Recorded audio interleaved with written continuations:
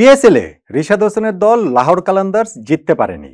টুর্নামেন্টের প্রথম ম্যাচটাতে রিশাদকে একাদশে নেওয়া হয়নি, পরের দুই ম্যাচে তিনি একাদশে এসেছেন। সেই দুইটা ম্যাচে লাহোর কালান্দার্স জিতে নিয়েছিল এবং সেইখানে রিশাদের রোলটা খুব গুরুত্বপূর্ণ ছিল, খুব ভালো বোলিং তিনি করেছিলেন। এই ম্যাচটা রিশাদ কতটা ভালো করেছেন, দল যে জিততে পারেননি সেইখানে রিশাদ কি খুব খারাপ বোলিং করেছেন? দেখুন, আমি ম্যাচ শেষে দেখছিলাম লাহোর কালান্দার্সের ক্যাপ্টেন শাহিন শাহ আফ্রিদি তিনি কথা বলছিলেন যখন ওই পুরস্কার বিতরণের ওইখানে, তখন তিনি রিশাদের কথাও আলাদা করে বলেছিলেন যে তিনি খুব ভালো বোলার রিশাদ, কিন্তু আজকে উইকেট থেকে সেরকম হেল্প পাননি। টুর্নামেন্টের এটা মাত্র শুরুর অংশ, সামনে আরো অনেক সময় আছে এবং রিশাদ ভালোভাবে কামব্যাক করবেন, ফিরে আসবেন। তার উপরে সেই আস্থা, বাংলাদেশের লেগ স্পিনের উপরে যে সেই আস্থাটা আছে সেই কথাটাও তিনি আসলে বলে দিচ্ছিলেন। এখন আমি বলছিলাম যে রিশাদ আসলে কতটা খারাপ করেছে এই ম্যাচটাতে। মুলতান সুলতানস টুর্নামেন্টের প্রথম তিনটা ম্যাচেই যারা হেরেছিল, এই প্রত্যেকটাই অ্যাওয়ে ম্যাচ ছিল, এই ম্যাচটাতে নিজেদের হোমে খেলেছে এবং এই ম্যাচটাতে তারা জিতে গিয়েছে 33 রানে। নিজেরা আগে ব্যাটিং করে 228 রান করেছে, তারপরে প্রতিপক্ষকে 195 রানে আটকে দিয়ে ওই জয়টা তারা পেয়ে গিয়েছে। এখন 228 রান যখন করেছে সেইখানটাতেই তো রিশাদ বোলিংটা করেছেন। একটা জিনিস খেয়াল করে দেখবেন, আমি যদি একটু ওদের বোলিং এর অন্যান্য সতীর্থদের সঙ্গে তুলনা করি, এই যে রিশাদ বোলিং করেছেন, তিনি 4 ওভার বোলিং করে 45 রান দিয়ে 2টা উইকেট পেয়েছেন, ওভার প্রতি 11+ রান দিয়েছেন। যখন আপনি মাথায় রাখবেন যে আগের দুইটা ম্যাচে রিশাদ 4 ওভার বোলিং করে 31 রান দিয়ে 3 উইকেট পেয়েছেন, 4 ওভার বোলিং করে 26 রান দিয়ে 3টা উইকেট পেয়েছেন, তখন 4 ওভার বোলিং এ এই 45 রান দিয়ে 2টা উইকেটকে অত ভালো মনে হবে না। কিন্তু আজকে লাহোর কালান্দার্সের এই বোলারদের মধ্যে রিশাদ ছাড়া কেউ কিন্তু একাধিক উইকেট পাননি, নাম্বার 1।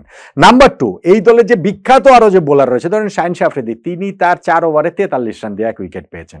হারিস রৌফ 3 ওভারে 18 রান দিয়ে কোনো উইকেট পাননি। জামান খান 1 ওভারে 22 রান দিয়ে কোনো উইকেট পাননি।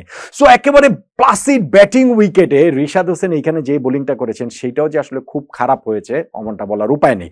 ধরুন ওদের রিজওয়ান এবং ইয়াসির আলী, তারা হচ্ছে গিয়ে ওপেনিং পার্টনারশিপটাই ছিল দুর্দান্ত মুলতান সুলতানসের, এবং ওপেনিং পার্টনারশিপে পাওয়ার প্লের 6 ওভারে তারা হচ্ছে গিয়ে বিশাল একটি স্কোর করে ফেলে এবং তখনই রিশাদ বোলিং এ আসেন। 7 নম্বর ওভারে বোলিং এ এসে তিনি মাত্র 10 রান দিয়েছেন। লাস্ট বলটাতে ছক্কা না খেলে সেটা আরেকটু ভালো হতো।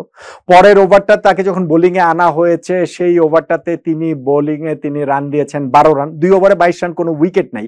সেইখান থেকে শেষ 2 ওভারে কিন্তু তিনি 2টা উইকেট পেয়েছেন। স্পেশালি থার্ড ওভারটার কথা বলতে হবে, ওইটাই রিশাদের বেস্ট ওভার, যেইখানটাতে তিনি হচ্ছে গিয়ে ওই মানে উইকেট তো শুধু মাত্র পাননি, তার হচ্ছে গিয়ে ওই উইকেট পাওয়ার পরে টার্নারকে তিনি বিট করেছিলেন। ইনফ্যাক্ট লাস্ট বলটাতে আরো একটা উইকেট তিনি পেতে পারতেন। ইয়াসির, যিনি হচ্ছে গিয়ে 87 রানের না, তখন 85-87 রানে ছিলেন, তিনি একটা ক্যাচ তুলে দিয়েছিলেন, কিন্তু সেটা আসলে নো ম্যানস ল্যান্ডে পড়েছে।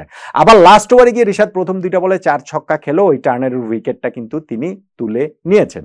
সো খুব খারাপ বোলিং করেছেন তা না, এখন গত 2টা ম্যাচের তুলনায় রিশাদ হয়তো অত ভালো বোলিং করতে পারেনি। আবার একটা জিনিস মাথায় রাখতে হবে, প্রতি ম্যাচে তো আর একই তাল ছন্দ লয়ে তিনি থাকবেন না। লেগ স্পিনারদের ক্ষেত্রে যে ওই উইকেট বাই করার একটা ব্যাপার রয়েছে, উইকেট কিনে নেওয়ার একটা ব্যাপার রয়েছে, রান দিয়ে উইকেট কিনে নেওয়ার ব্যাপার রয়েছে, সেইটা কিন্তু অন্ততপক্ষে আজকে রিশাদের এই বোলিংটাতে দেখা গিয়েছে। যাই বলেন, উইকেট টেকিং বোলার যে রিশাদ, সেইটা কিন্তু তিনি বোঝাচ্ছেন। আগের 2টা ম্যাচে 3-6 উইকেট পেয়ে এবং এই ম্যাচেও তিনি 2টা উইকেট পেয়েছেন। ব্যাটিং অবশ্য শুরুতেই নেমেই তিনি আউট হয়ে গিয়েছেন।